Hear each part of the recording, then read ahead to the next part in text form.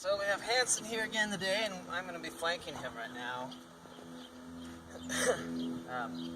So the idea with this is I want to be able to touch him all around his girth area, his belly, and his flank with this rope. And I'm going to eventually, here in a minute, actually grab hold and tightening up around his girth, his belly, and his flank. When I get to the flank, this is called flanking, by the way. When I get to the flank, that's when they usually want to buck, because it's the most sensitive and uncomfortable spot. The idea behind all of this is to teach him not to buck. So I want to teach him to look to me for the help. Okay, so basically, there's a problem he's having. There's a rope wrapped around his gut, right? He tries to get rid of it on his own by kicking and bucking at it, but the rope doesn't go away. So then he has to look to me to help him get rid of that problem. So as soon as he stops bucking and stands, then I will take the rope away from him, and that's where he gets the release. And he'll learn that when he stops bucking and stands still, that's how that problem goes away. Not the bucking and the kicking, right? Because his instinct is to buck and kick at it. So I'm just teaching him another option, and that option is to look to me for the solution. So I've been touching him all over his belly with it, so now let's do a little bit of tightening here, okay? So pull it up, and I'm just bumping, but it's tighter on him.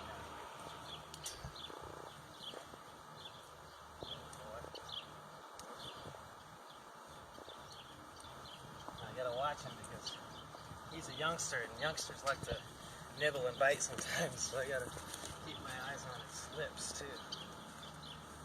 I gotta keep my eyes on his lips and his head and his feet back here, because I don't want to get kicked either.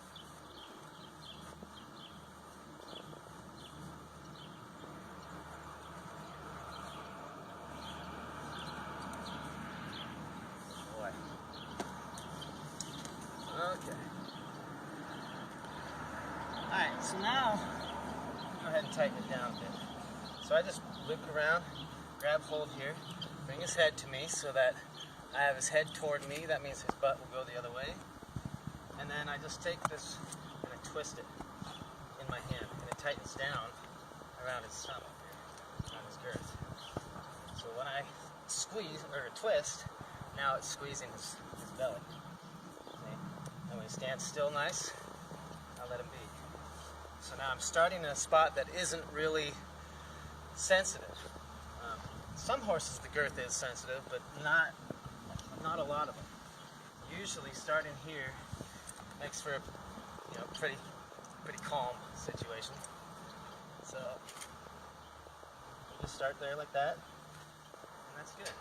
Now I move back a little bit, same thing, bring his head to me, tighten it down a bit.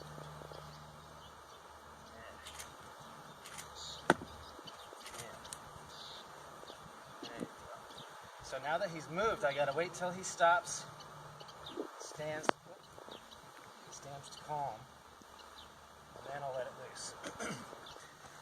So I need him to move and react to this in order to teach him anything about it, right? So it's good that he starts to move around, and so he's starting to think about doing something about this problem around his belly.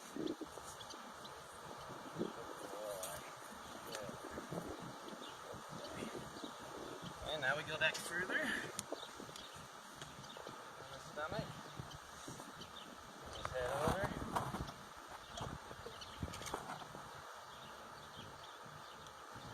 Good boy. That's it. Now we'll just work our way back.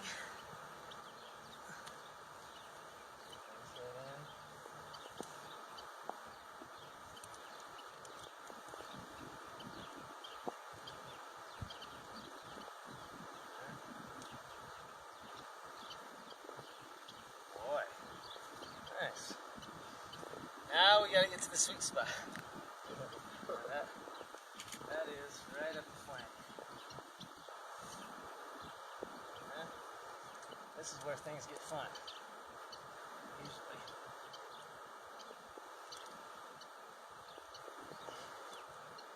Good. Not bad. And then next time I'll crank it down real good.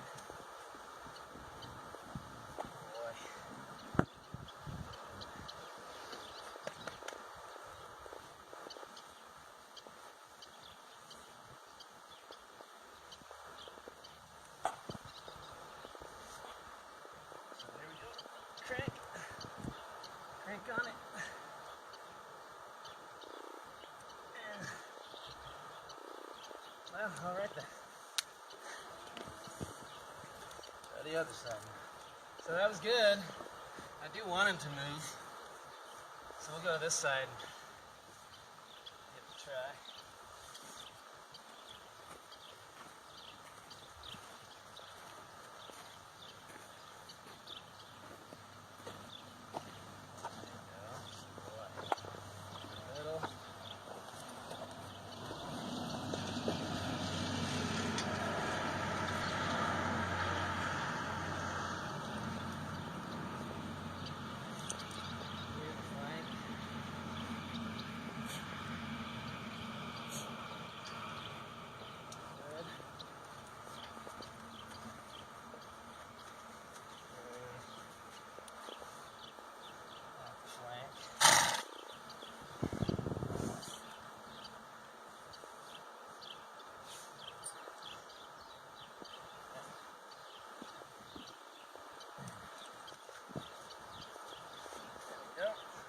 Kind of almost create the movement. Come on.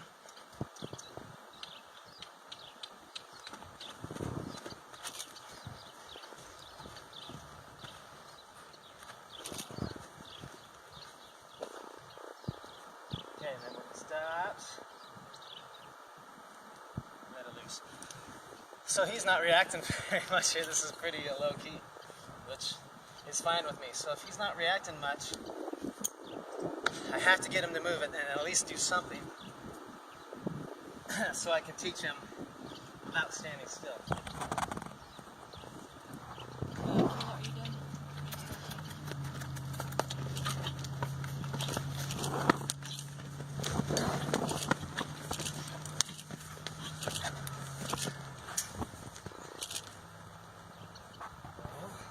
Hold.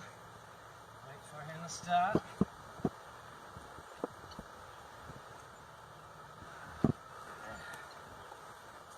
There we go. That's what we're looking for. We're looking for him to move like that. So then he'll stop. And that's when he gets the release of the rope. So that was good. Good boy. We'll do that again. And I'll try to get him to move.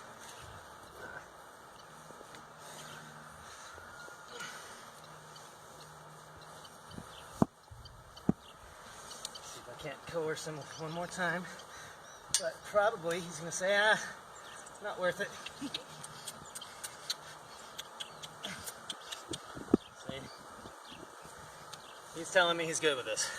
It's not worth it to him to do any more bucking. Pointless.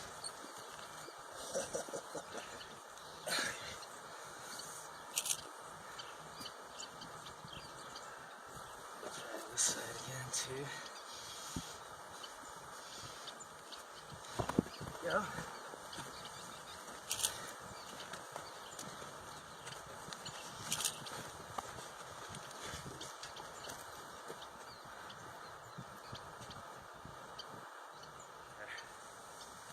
That's about all he wants to give me. Cool.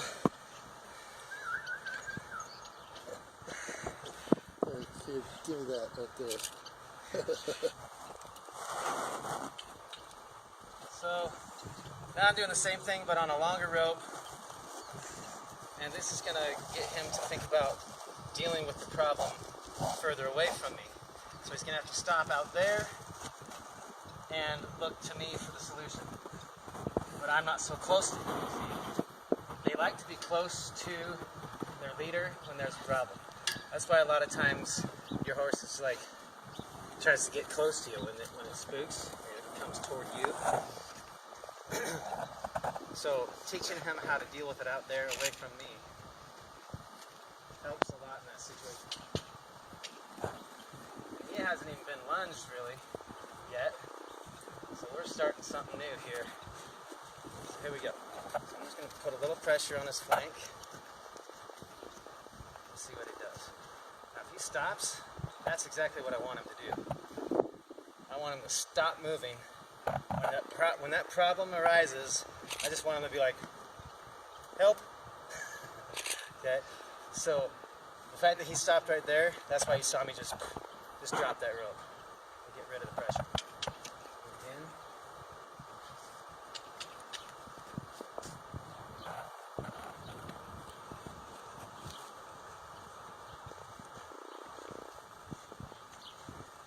So I'll take advantage of his choice to stop and use it to teach him something. So there's the pressure. He stops. I release the pressure.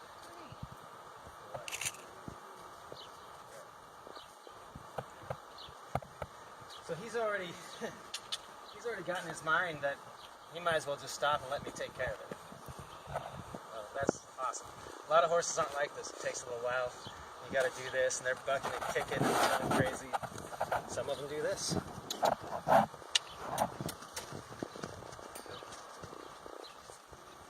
Pressure.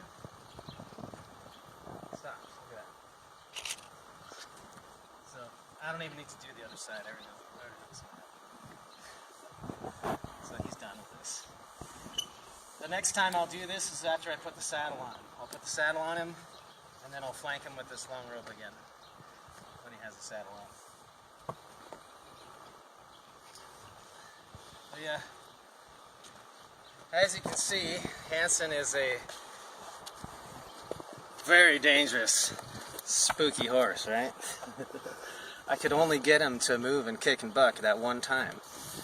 And the rest of it, he's like, it's not worth it. I'll just let him figure it out. Okay, so that's what I want. That's what I'm looking for in a horse. I want him to just give it all up to me and into my control. I'm the leader, so you deal with it. I just want to be over here eating grass. You deal with that, leader guy. Right? See what I mean? Okay. So maybe I'll do a little tarp stuff with him out here.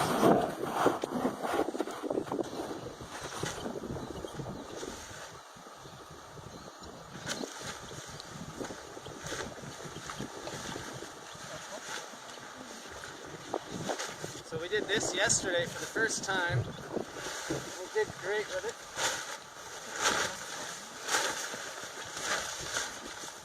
Now the wind is making this very difficult. There we go.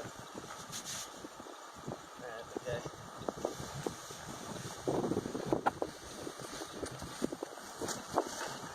Look at that. I didn't care. That's beautiful.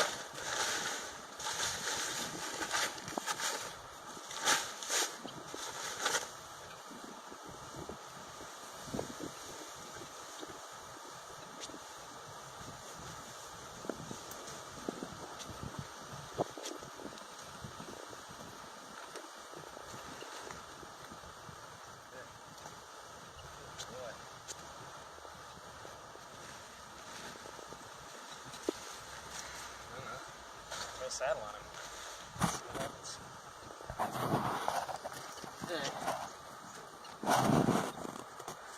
I imagine he's not going to care about this, so I'm just going to get right to it. I'll let him see it. And then touch him with it. His back. What's that?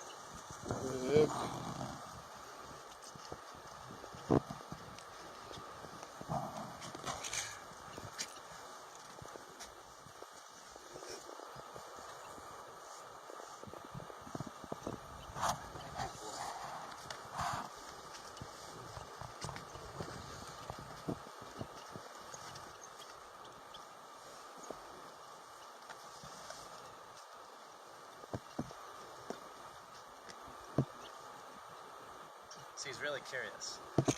So, curious is a good thing. Because that means they're not so scared of it, they're just curious about it. What is it? What's it all about? And I already have done so much desensitizing with the rope and swinging things around him that this blanket doesn't matter to him. So that's good. Let's try the saddle.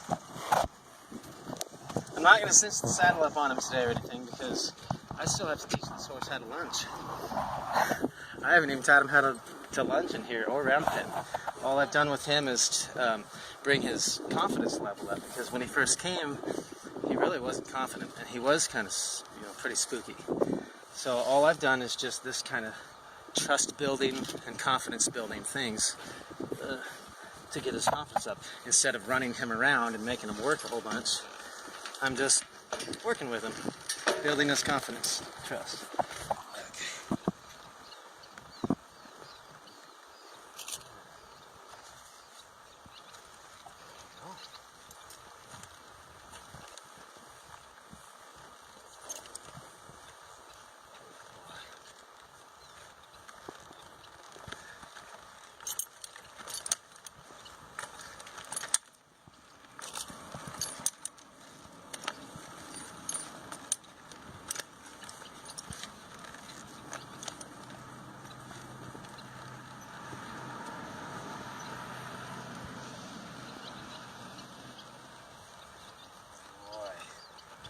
That's nice, isn't it?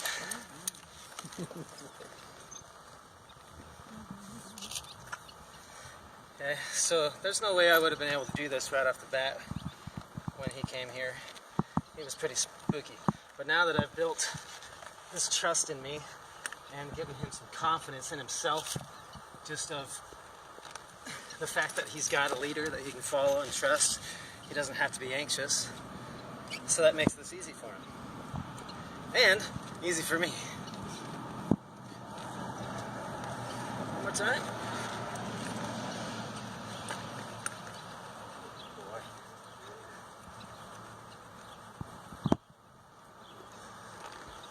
There we go. That's all he needs for today. So this Hansen, he's making a lot of good progress. Next session, we're going to go ahead and just start lunging and round penning and teaching this horse how to move. That way I can get him saddled up and start riding him. So see you next time.